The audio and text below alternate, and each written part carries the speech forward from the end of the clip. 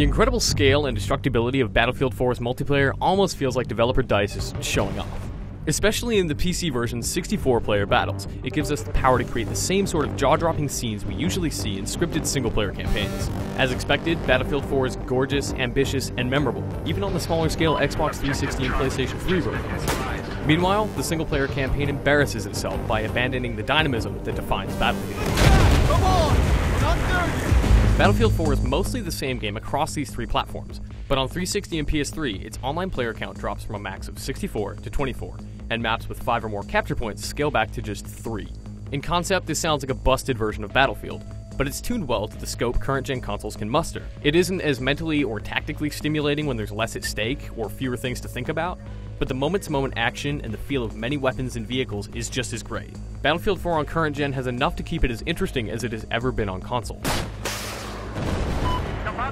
On 8-year-old machines, it obviously won't look as good as it does on PC, but it certainly doesn't look bad. Most of the time, anyway. It's pushing these machines to their limits, and it's noticeably better than Battlefield 3.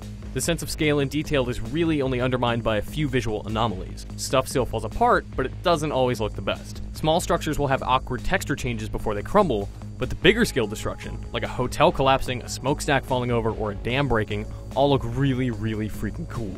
If you want to play Battlefield 4 on your Xbox 360 or PlayStation 3, by all means, go for it. It's a great shooter. This is the main event. Battlefield 4 includes all of the same impressive class-based infantry and vehicular multiplayer combat that made the franchise famous, but here it hinges on spectacular destruction unlike anything the series has ever seen. Hainan Resort is one of the best maps in Battlefield history because of what Battlefield 4 makes possible. It's an instant classic with tons of vehicles, capture points, open space, tight corners, and a centralized control point in the form of a destructible 12-story hotel. When the building goes down, it cuts off sniper perches and closes off entryways. It forces a change in strategy and pace that's all in the control of the players. I can't say all the maps make such excellent use of destructibility though. Breaking a wall in the flood zone map causes a rise in the water level that completely ruins the level for me. Swimming is the least fun way to get around, and you're going to do a lot of it if your team isn't dominating the rooftops. Another issue is that every one of Battlefield's mostly stellar maps is obviously designed with the traditional conquest mode in mind. Sometimes the fun of blowing up enemy bases and obliteration, pushing forward in rush, and infantry-only combat and domination brings frustrations like spawn camping, stalemates, and flat-out uninteresting battles. Battlefield 4 relies on heavy destruction to compensate there, but it also benefits from other changing variables. Weather gets worse as a typhoon overwhelms Paracel Storm, and the rising sun makes it easier to spot enemies as matches progress on Dawnbreaker. The mobile control point in Goldman Railway makes for some interesting exposed firefights on a train track too. This is the most kinetic Battlefield has ever been, and the most exciting. Everything is always in flux as teams consider the benefit of bringing an outpost down on itself, Bad Company 2 style. None of this fundamentally changes the flow of Battlefield's signature vehicular warfare, but it does, in most cases, complement it really well. Battlefield 2's Commander mode returns in Battlefield 4, and it does an awesome job of empowering you beyond putting a gun in your hands. Switching to this top-down tactical view and issuing movement and attack orders to squads isn't quite as fun as blowing maps to pieces, but it's emblematic of exactly how team-based Battlefield 4 is. There's a symbiotic relationship between commander and soldier. Commanders call shots, and squads who listen can benefit from their benevolent overlord in the form of vehicle and supply drops, or promotions that accelerate their unlocks. Likewise, squads can help their commander by capturing crucial control points that, say, give their commander the ability to launch missiles. That coordination requires more talking than usual, but a team that works well with their commander will totally destroy an enemy who doesn't. It's great to have commander mode back, and it would be silly if Battlefield ever let it go again.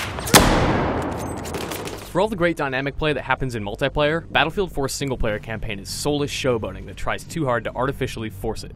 Gunning through the simple shooting gallery encounters is pretty dull most of the time, especially since AI teammates don't pull their own weight. You have to tell them who to attack and when, and even then, they're not terribly good at their jobs. Only a handful of redeeming fights let you off the linearity leash, but tearing around an open area in a vehicle, or using verticality to my advantage, reminded me that the freedom I really want is one multiplayer menu away.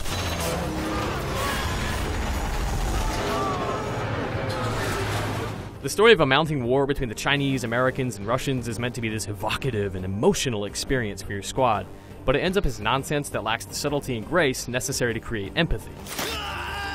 I found it impossible to feel for these characters when gameplay is so centered around points and unlocks. Impressive lighting effects, environmental destruction, and raging weather might make you feel great about your expensive gaming machine, but make no mistake, this is an aggressively mediocre campaign with absolutely nothing to say. Oh my God!